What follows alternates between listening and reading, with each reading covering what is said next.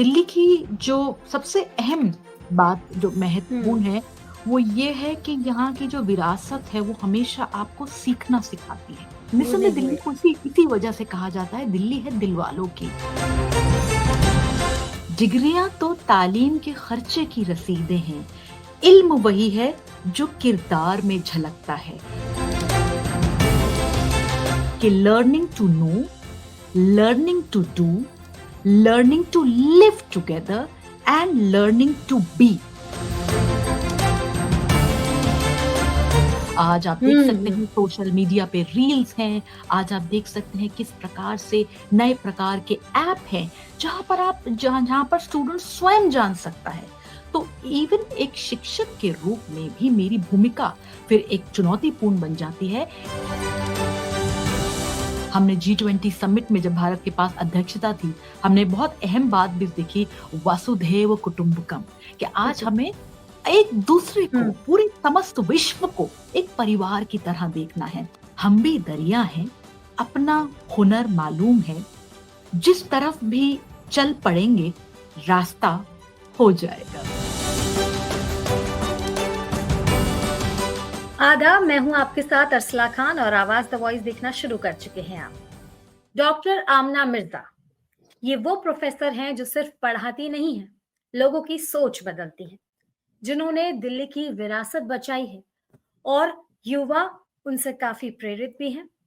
साथ ही समाज में ये मैसेज देती हैं कि समाज में असली बदलाव शिक्षा और संस्कृति को अपनाने से आता है। आज वो हमारे साथ मौजूद हैं, उनसे जान लेते हैं कि आज अपनी ज़िंदगी के पीछे का जो स्ट्रगल है, उसे वो कैसे देखती हैं। सबसे पहले बहुत स्वागत है आमना जी आपका आवाज़ द वॉइस में। अरसला जी, आपका बहुत-बहुत धन्यवाद, शुक्रिया और आज के इस बहुत ही महत्वपूर्ण संवाद में आपने मुझे बुलाया। आपका तहे दिल से शुक्रिया। Thank you so much. धन्यवाद। शुक्रिया मैम। तो मैम शुरू करते हैं, आप जो इस मुकाम पर हैं वाक़ई काबिल-ए-तारीफ़ है। इसके पीछे का जो स्ट्रगल रहा, ज़ाहिर-सी बात है कोई भी मुकाम हासिल करने के लिए बहुत ज़्यादा मेहनत करनी पड़ती है, मशक्कत करनी पड़ती है, उसे अब आप कैसे लेती हैं? अ, श आज के संवाद को शुरुआत करते हुए अरसला व सभी हमारे जो इस संवाद में ऑनलाइन माध्यम से सभी साथी जन उपस्थित रहेंगे, सभी श्रोता उपस्थित रहेंगे, उन सबको सबसे पहले पुनः मैं स्नेहिल नमस्कार, आदाब, सत श्री अकाल, ग्रीटिंग्स प्रेज़ेंट करती हूँ, प्रेषित करती हूँ। अरसला जी, आपने एक बड़ी गहरी बात कही कि संघर्ष। देखिए, सबसे पहली हुँ, बात ये है कि जीवन ही एक संघर्ष है। हर दिन एक एग्ज़ैक्टली। नई चुनौती है हमारे सामने। तो संघर्ष कभी भी एक रूपीय नहीं होता, संघर्ष कभी भी एक स्तर पर नहीं होता। संघर्ष का जो पैमाना है वो शायद कम या ज़्यादा कहीं न कहीं हो, लेकिन संघर्ष चलता रहता है। और संघर्ष की एक सबसे खूबसूरत बात ये है कि वो हमें जीवन के असली अर्थ, जीवन के सही यथार्थ से परिचित करा देती है। तो इस तरीके से ही आमना मैम आपने अपने संघर्ष को छोड़कर उसको पॉज़िटिवली देखा और आप इस मुकाम पर हैं। बहुत अच्छा लगता है बार-बार कहते हुए आप बच्चों को ऐसी शिक्षा देती हैं और समाज में भी ऐसा मैसेज दे रही हैं कि बदलाव जो है वो शिक्षा बहुत इम्पोर्टेंट है बदलाव के लिए, राइट? तो आपने जो ये मुकाम चुना, उसके पीछे आपकी प्रेरणा कौन रहा? जिससे आप आज सबके लिए प्रेरणा हैं? इस मुकाम की जो आप बात कर रहे हैं, शिक्षा से जो मेरा बहुत गहरा जुड़ाव है, जिसकी आप जो बात कर रही हैं, इसका निस्संदेह मेरे प्रेरणा विशेष रूप से मेरे समस्त गुरुजन, मेरे समस्त उस्ताद स्कूल से लेकर, कॉलेज से लेकर यूनिवर्सिटी तक ये उस्ताद गुरुजन ने मुझे सदा ही प्रेरित रखा है कि हुँ। कहीं किसी पथ पर भी, किसी मोड़ पर भी आपने पीछे नहीं हटना है। और इस प्रेरणा का जो एक सबसे मुझे बहुत ही मजबूत जिन्होंने हमेशा सदा आगे बढ़ने के लिए कहा जो मेरी माँ हैं, उन्होंने मुझे हमेशा ज़िंदगी में ना केवल अपने लिए बल्कि हमेशा ऐसे सोचना है कि हमारे साथ जुड़े हुए हर व्यक्ति को, हमारे दोस्त को, हमारे परिवार को, हमारे समस्त साथियों के लिए अच्छा हो। ज़िंदगी हमें ऐसे जीनी है मेरी माता ने, मेरी अम्मी जान ने मुझे यही सिखाया है कि हमें ज़िंदगी ऐसे जीनी है जिससे सबके लिए कुछ ना कुछ अच्छा हो। और इसी में मेरे समस्त गुरुजन, मेरे समस्त उस्ताद, चाहे स्कूल हो, चाहे बैचलर्स डिग्री हो, मास्टर्स डिग्री हो, एमफिल हो हुँ, या पीएचडी हो, मेरे समस्त गुरुजन जिन्होंने मुझे हमेशा एक बहुत महत्वपूर्ण बात कही है, और उसको मैं यदि आपकी या इजाज़त हो तो मैं बिल्कुल, अ बिल्कुल। दो आज पंक्तियों पूरा में। प्लेटफ़ॉर्म आपका है मैम, आप जो जी, कहना चाहें हाँ, तो सब अर्चना जी, कुछ, जिस प्रकार से सब कहा चीज़ जाता की है इजाज़त। कि जी, डिग्रियाँ तो तालीम के खर्चे की रसीदें हैं, डिग्रियाँ तो तालीम के खर्चे की रसीदें हैं। इल्म वही है जो किरदार में झलकता है। तो मैं सौभाग्यशाली हूँ बहुत कि खूब। मुझे हुँ, ऐसे माता-पिता मिले जिन्होंने मुझे सदा ही इसी बात पर कि आपकी जो तालीम है उससे आप अच्छे बने, आपका कर्म, आपके कर्तव्य उसके साथ जुड़े हों, और यही यही भाव मेरे गुरुजन ने भी मुझे सदा ही इसी बात पर रखा है कि डिग्री क्या है? वो तो केवल मात्र एक कागज़ है, एक प्रमाण है। लेकिन उसका जो सही अर्थ है, वो आप कितने अच्छे होंगे, उसके ऊपर आता है कि कथनी और करनी के बीच का जो फ़ासला है, जो अंतर है, उसे हमें कम करते जाना है। अगर हम पढ़ रहे हैं किताबों में कि हमें अच्छाई के साथ रहना है, तो हमारे कर्मों में, हमारी करनी में वो दृश्य दिखना भी चाहिए। बिल्कुल, बिल्कुल, अमल करना चाहिए चीज़ों पर, आपकी बात से मैं बिल्कुल। बिल्कुल सहमत हूँ। तो जैसे आमना जी, ये तो ओवरऑल आपका फैमिली का आपने बताया कितना सपोर्ट रहा, तभी तो आप इस मुकाम पर भी हैं। तो लेकिन जब आप क्लासेस लेती हैं, बच्चों के साथ रहती हैं, तो वहाँ पे उनको उनको अपनी क्लासेस को कैसे इंटरेस्टिंग बनाती हैं? वहाँ पे कैसे आप मैनेज करती हैं बहुत सारी चीज़ें? अ, अर्चला जी, यहाँ पर हमें ये समझना होगा कि आपने क्योंकि बात करी क्लासेस की, और हम बात कर रहे हैं जी। साथ उच्च शिक्षा की, क्योंकि मैं हायर एजुकेशन के हुँ। साथ जुड़ी हुई हूँ, और हायर हुँ, हुँ, एजुकेशन के हुँ। साथ-साथ विभिन्न अन्य संवाद व संगोष्ठी व शोध के साथ भी जुड़ी रहती हूँ। देखिए अर्चला जी, हुँ। आज शिक्षा का जो आयाम है वो बदल गया है। शिक्षा हुँ, का हुँ, हुँ। आयाम केवल एक स्तरीय नहीं है जिस प्रकार से हम मानते हैं that education is life itself। तो आज जब हम शिक्षा की हुँ। बात कर रहे हैं, तो निस्संदेह मेरे सामने जब भी मैं कक्षा में किसी भी अपनी क्लास के लिए जाती हूँ, किसी भी व्याख्यान के लिए जाती हूँ या किसी भी युवा संवाद में अपनी बात रखती हूँ, तो आज आप और मैं एक ऐसे युग में हैं जहाँ पर डिजिटल दुनिया ने शिक्षा के आयाम हुँ। को बदल दिया है, और इस बदलाव के साथ-साथ जो आगे का रास्ता है, वो बनता है लाइफ लॉन्ग लर्निंग सहित। लाइफ लॉन्ग लर्निंग का यहाँ पे थोड़ा-सा विस्तार में भी हम जाएँगे अर्सला जी, कि यहाँ पर हमें अब शिक्षा को बहुआयामीय, मल्टी लेवल एस्पेक्ट में देखना है। लाइफ लॉन्ग लर्निंग जो डिलॉर्स रिपोर्ट में भी जिसकी काफ़ी अच्छे तरीके से व्याख्या करी गई है कि learning to know, learning to do, learning to live together and learning to be। सो असला जी, हम जी। युवाओं से यही बताते हैं कि जो कक्षा है वो केवल एक क्लासरूम तक सीमित नहीं है। जो पाठ है, जो इल्म है, वो केवल चार दीवारी तक सीमित नहीं है। इसका जो इम्पैक्ट है, इसका जो ताल्लुकात है, वो हमारे एक बहुत ही महत्वपूर्ण जीवन, समुदाय, समाज, देश की तरक्की, वैश्विक राजनीति में भागीदारी, इन सब से जुड़ा है। तो शिक्षा के इस बहुआयामीय महत्वपूर्णता को समझाते हुए, शिक्षा के पथ पर निरंतर रूप से समर्पित होने के साथ, लाइफ लॉन्ग लर्निंग को सदा अपने साथ संजोने के साथ, इन्हीं सारी बातों को मैं सदा अपने युवा छात्राओं के बीच रखती हूँ। अर्सला जी, दूसरी बात ये है कि जो हुँ, हुँ। अब हम लाइफ लॉन्ग लर्निंग की बात कर रहे हैं, डिजिटल युग की बात कर रहे हैं, जी। तो आज हमें भी एक शिक्षक के रूप में भी मेरे सामने भी कई चुनौतियाँ हैं, क्योंकि आज हुँ। सीखने का पैमाना केवल कोई क्लासरूम नहीं है। आज आप देख हुँ, सकते हुँ। हैं सोशल मीडिया पे रील्स हैं, आज आप देख सकते हैं किस प्रकार से नए प्रकार के ऐप हैं, जहाँ पर स्टूडेंट स्वयं जान सकता है। तो इवन एक शिक्षक के रूप में भी मेरी भूमिका फिर एक चुनौतीपूर्ण बन जाती है कि मैं किस प्रकार से युवा संवाद में युवाओं को एक इस प्रकार का ज्ञान हम प्रेषित करें जो उनको उनके विभिन्न प्रकार की जो क्वेरीज हैं, विभिन्न प्रकार के जो मन में सवाल हैं, उनको हुँ। समग्र पर क्या दृष्टिकोण से आमना मैम आपको जैसे आपने कहा कि डिजिटल लर्निंग हुँ। इंटरनेट अगर हम इंटरनेट की बात करें, बहुत सही बोला आपने, हर चीज़ का मैं ऐसा मानती हूँ एडवांटेज और डिसएडवांटेज दोनों होता है, राइट? तो आज के दौर में इंटरनेट को लेकर मैं जानना चाह रही थी कि उसमें क्या बच्चों के लिए डिसएडवांटेज है? क्योंकि इंटरनेट पे ऐसा नहीं है कि एजुकेशन है, और भी चीज़ें हैं जिससे जो मिसकम्युनिकेशन, मिसगाइड का भी जो बच्चे शिकार हो जाते हैं, तो उसके पीछे आप क्या कहना चाहेंगी? अ, अर्चना जी देखिए कोई हुँ, भी शिक्षा का जो साधन होता है वो अपने हुँ, अंदर ही या कोई भी बदलाव जो आता है वो अपने अंदर ही हुँ, सक्षम नहीं होता।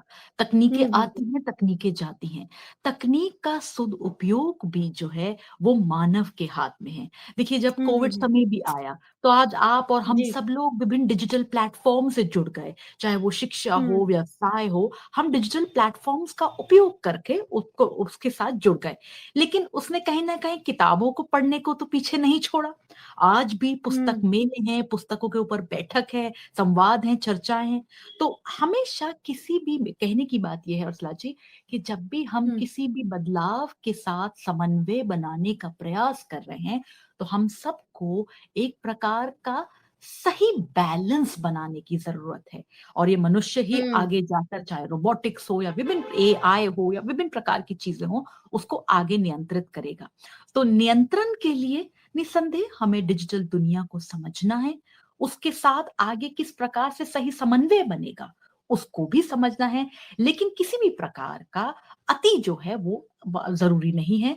तो ऑफ़ हुँ, कोर्स हुँ। आज युवाओं के पास सीखने के लिए कई आयाम हैं, लेकिन इन कई आयामों में जो किताब है, उसका महत्व जो है वो अपनी ही स्तर पर है और ये महत्व बना हुआ है। बिल्कुल सही कहा आपने। लेकिन मैम आप युवाओं की बात करती हैं, ठीक है? आज का जो युवा है, वो एआई एजुकेशन को भी काफ़ी तवज्जो देता है। तो उसको आप कैसे देखती हैं? देखिए क्या एआई टीचर्स की बिल जॉब ले जा रहा है या काफ़ी लोगों को ऐसा है कि एआई के भी अलग साइड इफ़ेक्ट हैं? तो वो आप कैसे लेती हैं? वो उसके लिए आप अपने युवाओं को क्या मैसेज देना चाहेंगी? मैं ये ज़रूर कहूँगी कि देखिए हुँ। एआई ने जीवन को निसंदेह परिवर्तन करा है। हुँ, टेक्नोलॉजी हुँ। ने आज हम सब के सामने पूरा हमारा जो पृष्ठभूमि है जीवन की उसमें कहीं न कहीं नए सवाल, नई चुनौतियाँ, नए अवसर भी प्रस्तुत करे हैं। तकनीकें आएँगी जाएँगी। अगर आप हुँ, इतिहास हुँ। के पन्नों की ओर देखें, चाहे वो पहला इंडस्ट्रियल रिवॉल्यूशन हो या दूसरा औद्योगिक क्रांति हो या तीसरी औद्योगिक क्रांति हो या आज के हुँ। वर्तमान समय की जो कहानी है चौथी औद्योगिक क्रांति, जिसके अंतर्गत जी। हम लोग एआई, मशीन लर्निंग इन हुँ। बिग डेटा इन सारी चीज़ को देख रहे हैं। इंटरनेट बिल्कुल, तो एजुकेशन। हुँ, हुँ। तकनीकों का आना-जाना तो मानव समाज का एक बहुत महत्वपूर्ण भाग है। हुँ, लेकिन हुँ। हमेशा जब भी हम बात करते हैं एआई की या आज की उभरती हुई टेक्नोलॉजी की, तो human civilisation, it will be the human race that would be taking the things forward. कभी भी हमें हुँ, ये हुँ। नहीं सोचना चाहिए कि आज एआई के कारण जो ऑफ कोर्स नए लाभ उपस्थित हो रहे हैं, चाहे वो हुँ, ज्ञान में वृद्धि हो, एआई के कारण आज किस प्रकार से व्यवसाय के नए अवसर उपस्थित आ रहे हैं। लेकिन जो क्रिएटिविटी है, जो नवीन सोच है, उसको उपयोग करने की, उसके लिए मानव को स्किल्ड होना बहुत ज़रूरी है। दूसरी बात अंतला जी जब भी हम तकनीक की बात करते हैं, जैसे मैंने इतिहास में बात करी, पहली औद्योगिक क्रांति, दूसरी औद्योगिक क्रांति, तीसरी औद्योगिक क्रांति, उसमें एक जो सबसे बड़ी आलोचना है इन औद्योगिक क्रांति की, हुँ, हुँ, कि कहीं न कहीं गाँव से अलगाव था। आप हुँ, कंप्यूटर्स का आविष्कार कर रहे थे, बड़े-बड़े जेट्स का आविष्कार कर रहे थे, हुँ, पावर हुँ, लूम का आविष्कार हो रहा था, लेकिन कहीं न कहीं जो ज़मीनी स्तर है, उन हकीकतों से ये दूर रहा और कहीं न कहीं हुँ, इस औद्योगिक क्रांति के इन चरणों में एक वेस्टर्न सेंट्रिक बायस, पश्चिमी हुँ, प्रभुत्व रहा। तो आज इसके ऊपर बात हो रही है भारत द्वारा किस बहुत ही महत्वपूर्ण बात करी गई है किस के हमें आज बात करनी है रिफॉर्मिंग ग्लोबलाइजेशन की कि केवल ग्लोबलाइजेशन मुनाफे के बारे में ना हो आमजन के बारे में हो ना के बारे में हो हमने G20 समिट में जब भारत के पास अध्यक्षता थी हमने बहुत अहम बात भी देखी वसुधैव कुटुंबकम कि आज जी। हमें एक दूसरे को, हुँ। पूरे समस्त विश्व को एक परिवार की तरह देखना है। हुँ, तो हुँ। एआई को समझते हुए निस्संदेह with life long learning, learning और अनलर्निंग, रीलर्निंग के साथ-साथ आखिरी पंक्ति के आखिरी व्यक्ति को इन लाभ से हमें जोड़ना है। तभी ये औद्योगिक क्रांति या एआई लाभदायक सबके लिए होंगे। और अंत में ये ज़रूर कहूँगी अर्चला जी कि देखिए तकनीकें आएँगी-जाएँगी। आज आप और मैं हुँ। 5G के बारे में बात कर रहे हैं, कल हम 6G के बारे में बात करेंगे, लेकिन 2G हो, 3G हो, 4G हो, 5G हो, ये मनुष्य है। हाँ, मनुष्य ही हुँ। तकनीक को आगे लेकर जाएगा। आगे लेके मनुष्य, जा it's the human race that will drive hmm. out the technology. And yes, I'm completely optimistic that technology can never displace humans.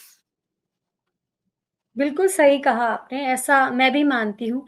लेकिन जैसा आपने अपनी क्लासेस में उर्दू और इतिहास पढ़ाने का जो विचार आया आपको, उर्दू कविताएँ स्पेशली, तो एक तो आप मुझे बताइए ये विचार कहाँ से आया और दूसरा आपकी फ़ेवरेट उर्दू कविता और आप शेरो-शायरियाँ भी कर लेती हैं, तो एक शेर भी हो जाए इसी बात पे? देखिए मैंने जैसे आपको बताया कि मेरी शिक्षा की जो यात्रा है वो बहुआयामीय रही है। मैं विभिन्न भाषाओं में हुँ। संवाद कर सकती हूँ, इंग्लिश हो, अंग्रेज़ी हो, उर्दू हो, मलयालम हो, फ्रेंच हो। तो और इसमें अगेन जैसे मैंने आपको बताया कि मेरी अम्मी जान, मेरी वालिदा, मेरी माँ और मेरे गुरुजन, मेरे उस्ताद सभी का एक बहुत अहम भूमिका है कि उन्होंने मुझे इस पढ़ने की इस जुस्तजू, पढ़ने की इस चाह को हमेशा एक नया अपनी दुआएँ, अपना आशीर्वाद सदा उस पर बनाए रखा। अब क्योंकि बात आपने कविता की करी तो देखिए कविता जो है विलियम वर्ड्सवर्थ जी ने बड़ी गहरी सुंदर बात कही है, वो मैं आपकी हुँ, बात हुँ। बीच रखना चाहती हूँ कि हुँ, हुँ, हुँ। Poetry is spontaneous overflow of powerful feelings. जो कविता होती है ना, वो बहुत सारे हम सबके बड़ी शक्तिशाली एक साधन है भावनाओं को प्रस्तुत करने के हुँ, लिए। और मैं देखती हूँ कि जीवन के हर कॉन्सेप्ट में, हर विषय में, चाहे वो अम, मौसम हो, चाहे वो इतिहास हो, चाहे वो हुँ, इंसानियत हो, कहीं न कहीं कविता के माध्यम से लिखा गया है और वो हमें एक नई सोच की ओर, एक तरक्की की ओर, एक नई किरण की ओर ज़रूर लेकर जाती है। और जब जहाँ भी हम बात करते हैं किसी भी ज़ुबान की, किसी भी भाषा की, हुँ, देखिए languages are assets of human civilisation. कोई भी भाषा जो है वो मानव समुदाय के लिए बहुत ही नायाब तोहफा है। ये जो भाषाएँ हैं, देखिए शब्दों में, लफ्ज़ों में बहुत शक्ति होती है, बहुत इसमें फ़ायदा होता है। सही शब्द, सही अल्फ़ाज़, सही बयान आपको आगे कर सकते हैं। कुछ गलत शब्द बहुत सारी जिसे कहते हैं मिसअंडरस्टैंडिंग्स को आगे ला सकते हैं। तो हाँ, मैंने हमेशा ये माना है कि लैंग्वेजेस जो हैं they are fundamental assets of human civilisation. क्योंकि आपने बात उर्दू की करी तो मैं बताना चाहती हूँ कि हाँ, मैंने अपने कॉलेज के ज़माने में सोज़े वतन मुंशी प्रेमचंद जी द्वारा एक बहुत ही बेहतरीन काम है और सोज़े वतन को अगर आप इतिहास के पन्नों में देखें किस तरह से उस पर बैन भी लगवाया गया था और सोज़े वतन में वो किस तरह से सारे सारे किरदार एक बड़ी गहरी बात कर रहे हैं, राष्ट्र प्रेम की है, राष्ट्रभाषा की है और बहुत खूबसूरत अंदाज में सोज़े वतन लिखी गई है। तो देखिए जब भी हम इतिहास को देखते हैं, कविताओं को देखते हैं, भाषा को देखते हैं, उर्दू को हुँ, देखते हुँ, हैं, हुँ, आप देखेंगे कहीं न कहीं सब में एक समन्वय है और वो समन्वय है कि हमें अ, आगे रहना है, हमें साथ रहना है और वो समन्वय है कि सबके मुख पर खुशी हो, सबके लिए हुँ, लाभ हो, सबके लिए अच्छा हो। तो जो भी अच्छा देखिए जीवन में मैं ये तो नहीं कहूँगी कि सब कुछ सुनहरा है। कहीं पर काला है, हुँ, कहीं पर सफ़ेद है, कहीं पर अच्छा सफ़ेद है, है। सब कुछ तो कहीं पर खराब है। तो जो अच्छा है उसको हम अपने अंदर अरसला जी समाते चले जाएँ, जो खराब हुँ, है उसको कहीं न कहीं नज़रअंदाज करते चले जाएँ। जहाँ पर हम खराब हैं, वहाँ पर हुँ, सुधार करते हुए ज़िंदगी को आगे बढ़ते चले जाएँ। क्योंकि हुँ, ज़रूरी ये है अरसला कि ज़िंदगी में हमें बहुत सारी चीज़ों को समझदारी से आगे की ओर रखना चाहिए। अब क्योंकि आपने बात कविता की करी तो हुँ, शायरी की, अ, शायरी की तो शायरी की। अब देखिए ये तो मतलब नाइ बड़ी मेरी तरफ से बदतमीजी होगी अगर मैं किसी एक शायर, क्योंकि मैंने कई शायरों को पढ़ा है, सबके कलाम बहुत अच्छे हैं, सबका संवाद, सबके हाँ, पाठ जो हैं बहुत ही खूबसूरत हैं। लेकिन आप सबके आज हमारे आवाज़ द वॉइस के सभी सभी व्यूअर्स के लिए क्या नाम है, मैं 2-3 शेर पढ़ूँगी। सबसे पहले इरशाद, अ इरशाद। मुझे बहुत ही खूबसूरत शेर है ये, और हुँ, जब भी हम इसको पढ़ते हैं, तो वो मुझे, जैसे मैंने कहा ना कि कविता, संवाद, इतिहास, सब में एक बात है कि तीव्रता रखनी चाहिए। और हुँ, बशीर बद्र साहब का बहुत खूबसूरत शेर है।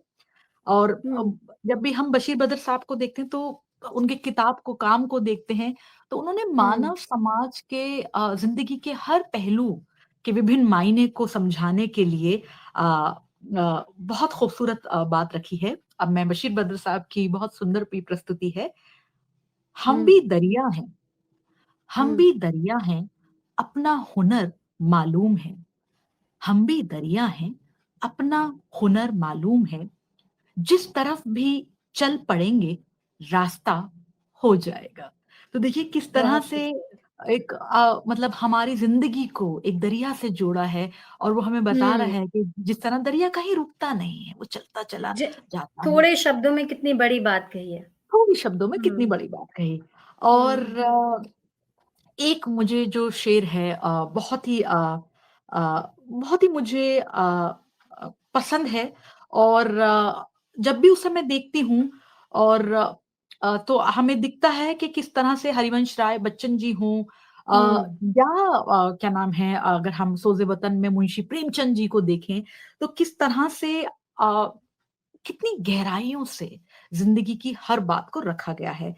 तो हुँ, आप इस समय मैं पढ़ना चाहूँगी, बहुत ही खूबसूरत ये प्रस्तुति है। जी। ख्वाहिश नहीं है मुझे मशहूर होने की, हुँ, ख्वाहिश हुँ, नहीं है मुझे मशहूर होने की, आप मुझे पहचानते हैं, बस इतना ही काफ़ी है। काफ़ी है। अच्छे ने अच्छा और बुरे ने हुँ, बुरा जाना मुझे। क्योंकि जिसकी जितनी ज़रूरत थी, उसने उतना ही सही पहचाना मुझे। पहचाना मुझे। एक अजीब-सी दौड़ है ये ज़िंदगी, एक अजीब-सी दौड़ है ये ज़िंदगी। जीते जाओ तो कोई अपने पीछे छूट जाते हैं, और हुँ, हार जाओ तो अपने ही पीछे छोड़ जाते हैं। छोड़ देखिए कितने जाते हैं। खूबसूरत तरीके से बताया गया है कि बहुत ज़िंदगी खूबसूरत। है हुँ, ना, ज़िंदगी के जो रिश्ते हैं और क जो मायने हैं, जहाँ प्यार भी हुँ, है, लेकिन प्यार के साथ-साथ बहुत और गहरी बातें भी हैं। तकरार तो भी है, गहरी तकरार भी बात। है ना? तो वो बहुत हुँ, खूबसूरत तरीके से बताई है। बहुत अच्छा लगा सुन के आप इस तरीके से मतलब इंस्पिरेशन लोगों के लिए अब मुझे समझ में आ रहा है क्यों है, क्योंकि आप खुद भी नहीं, आपकी बहुत शुक्रिया, सारी इंस्पिरेशन है। बहुत-बहुत शुक्रिया। बहुत-बहुत सुंदर चीज़ आपने मतलब आप बहुत तरीके से आपने बताया।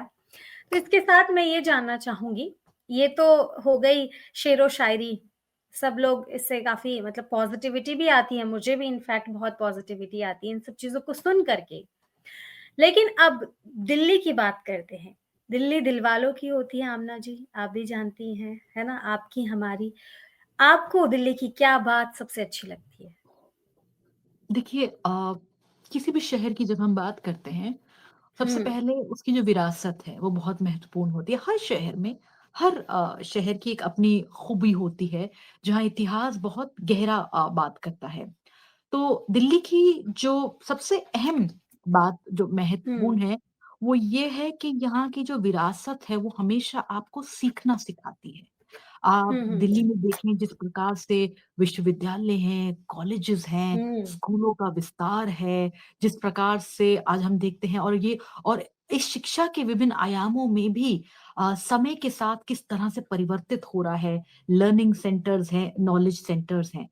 तो हम ये बात करते हैं कि ये जो दिल्ली है, ये एक कैनवस है, जहाँ पर हुँ, हज़ारों सपने बुने हुए हैं। जिस बुने निस्संदेह दिल्ली हुए। को इसी इसी वजह से कहा जाता है, दिल्ली है दिल वालों की। यहाँ पर हर ऋतु, दिल वालों की है ना? दिल्ली। हर ऋतु, हर हाँ, मौसम खूब ख़ास है। और सबसे हुँ, अपनी अच्छी बात है कि दिल्ली में अपनाइयत बहुत है, अपनता, स्नेह, हाँ, अदब, तहज़ीब बहुत है दिल्ली में। तो यही और बात हर है। तरह के लोग रहते हैं, सबसे अच्छी और बात हर है, हर तरह तरह के के लोग लोग रहते रहते हैं, और सबसे हैं। अहम बात है कि इसका जो निर्माण है, ये एक हुँ, साझी धरोहर है। आज भी दिल्ली में हुँ, आप देख सकते हैं कि किस तरह से 24/7 का जीवन भी है, लेकिन उस 24/7 के जीवन में कहीं न कहीं स्थिरता भी है। आज दिल्ली में हुँ, गर्मी है तो बहुत खूब तेज़ वाली गर्मी है, लेकिन सर्दियों की धूप का मज़ा भी बहुत अलग है। तो दिल्ली में आधुनिकता भी है, बड़ी-बड़ी गाड़ियाँ, खूब सारे बड़े-बड़े मॉल, साथ-साथ पुरानी विरासत भी है। तो दिल्ली अपने हुँ, अंदर ही एक नायाब जगह है, खूबसूरत जगह है। इसकी संस्कृति, इसकी धरोहर, इसकी तमीज़, इसकी तहज़ीब बहुत ख़ास है। और जब हुँ, भी हम किसी भी समाज की बात करते हैं, किसी भी शहर की बात करते हैं, तो वो केवल कोई इमारत नहीं होती। उस इमारत से जुड़े जो साथी होते हैं, जो लोग होते हैं, जो नागरिक हुँ, होते हुँ, हैं।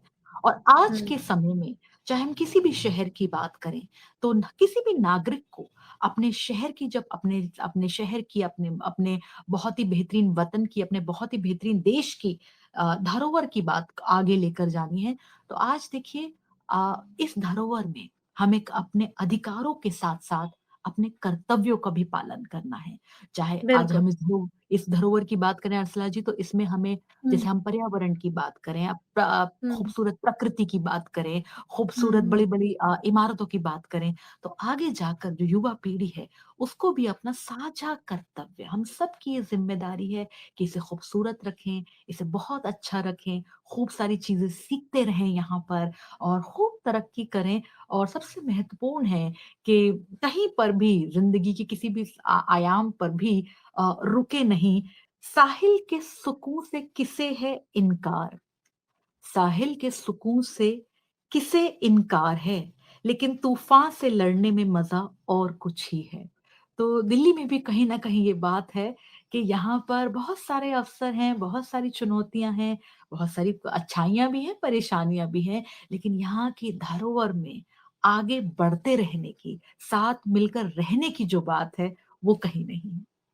हाँ, दिल्ली वालों में बिल्कुल सही कहा, एक जुनून है। यहाँ के लोगों में आपने बोला अब एक-दूसरे को अपना समझते हैं, सबसे बड़ी बात ये है।